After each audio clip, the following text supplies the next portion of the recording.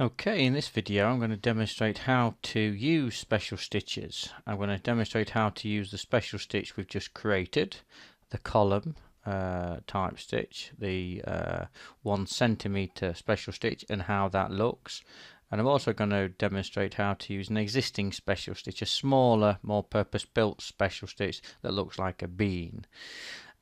So firstly I'm going to use the one we've just created. So I can do that in point editing again, but I'm going to start off by digitizing. So I'm going to start a digitizing session. The EDS is already loaded. I'm going to choose the start color of my design as I've done in previous videos.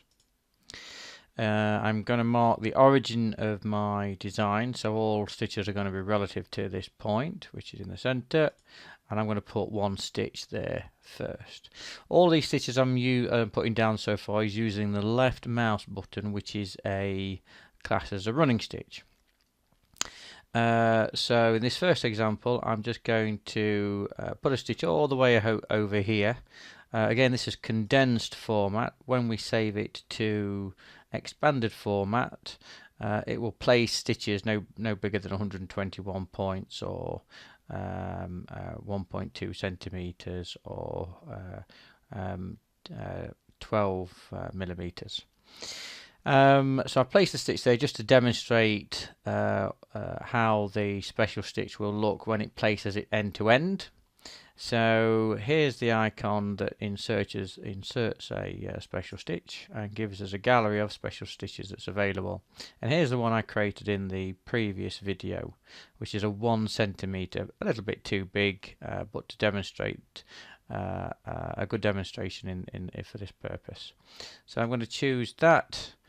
Clicking on that design there, which shows me selected here, 12.qss. Remember that your special stitches must be have a file name with 1 or 2 digits, numerical numbers. Okay, so I'm going to click OK. What that does is it both inserts the special stitch in this design and turns it on from this point. So what I'm going to do now is place another stitch over here, all the way over here. It's telling me the size of that particular, or the length of this particular distance. In this case it's about 10 centimeters or 1,000 points, and I'm just going to press the left mouse button again to put another running stitch down, and let's see what happens. Okay, so that's drawn a special stitch all the way from our starting point all the way to the end point. Now what I can do is I can leave that special stitch selected, but I can turn it off and on at will. So here we can see the special stitch, we can turn it off. So I can now put some running stitches. These are just example running stitches. I could have a design underneath, an image of a design underneath that I can digitize too. But for this example, I'm just using freehand. Later videos will be coming where I'll show you how to digitize with an image underneath. Okay, so I'm now going to demonstrate how to turn the special stitch back on. I've still got our new column stitch selected, and I'm going to put a slightly smaller stitch in, and we can see that it's joined those stitches up. I'm now going to turn it off one more time, and I'm going to demonstrate how it looks at this size. You can see it's about 1 centimeter. The grid behind it is about 1 centimeter. How it looks when we combine it with a curved stitch. So firstly I'm going to turn the special stitch back on, and now I'm going to place a curved stitch down using the right mouse button, not the left. So I'm going to put a right mouse button there, and then I'm going to put a right mouse button here. Let's see what happens. Okay, so you can see now the curve. Because the special stitch is a little bit too big, it's chopping off when it tries to actually place it on a curve. So I'm just going to do a slightly larger curve just to demonstrate again. There you go, and you can see where it's just chopping off there, because it's a little bit too big, this particular curve stitch, but it's just demonstrating how we use special stitches in straight stitches and in curved stitches and how it places them together. I'm now going to turn the special stitch off. And that concludes this particular section of the video where we've used our special stitch we created earlier. But now what I'm going to do is exit, start a new design and show one of the existing smaller, more purpose-built special stitch. Looks a little bit like a bean. So I'm going to click File and New here. I'm not going to bother saving the changes as it's just a demonstration. And now I'm going to start a new digitizing session. I'm going to choose a different color this time, red. Click OK. I'm going to mark my origin of the design as I do in every digitizing session, and I'm going to lay down just a couple of stitches here as the start of my design. Now I'm going to insert a special stitch again, but I'm going to insert this special stitch, which is about 1/4 of the size of my large 1 centimeter special stitch. Click OK. As in the previous example, what this does is selects that special stitch to use, plus it also turns a special stitch straight on. So as I start to lay down some running stitches, you'll see it's adding those stitches automatically. I'll demonstrate the curve stitches I did before. So that's a right mouse click.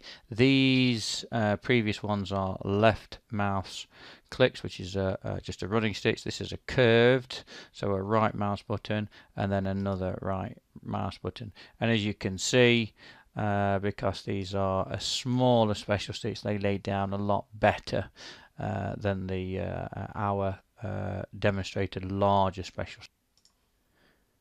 Okay, now I'm going to turn that special stitch off. I'm just going to end with a running stitch here to demonstrate the end of the design. What I'm going to do now is exit the digitizing session. It's now drawn me the design in condensed format. Again, I'll touch on condensed format in a dedicated video to the differences between condensed and expanded formats. Mainly, condensed designs can be increased in size or decreased, and they will automatically compensate for stitches, whether it be using special stitches or column stitches or seeding stitches, etc. fills. So I'm just going to fit the design to this particular window. I'm now going to save this firstly as a condensed design, and I'm going to call it design number 1.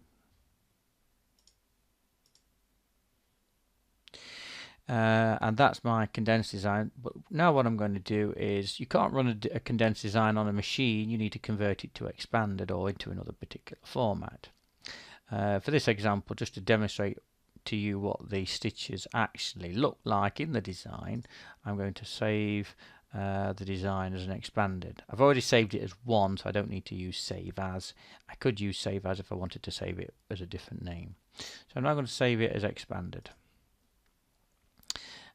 Okay, so what I'm going to do now is refresh this design using the F5 key, or I can use the refresh button here. And you probably can't tell without me zooming in, but now these are expanded stitches, and we are showing stitch points, which is this option here. So I right clicked the mouse button to show the context menu, and show stitch points are on. So what I'm going to do is zoom in, again right mouse button, and I'm going to zoom in quite far in. What I'm also going to do is, which will help, is if I choose a different colour, a lighter colour, you'll perhaps be able to see a lot better. So if I choose yellow, what I did there was I double clicked on this colour for needle number 1, which popped up the colour selection facility, chose a lighter colour, clicked OK. What I'm going to simply do now is refresh. So now you can see the design first colour is changed to yellow, and you can now see, if I zoom in just a little bit further, you can now see these particular stitch points.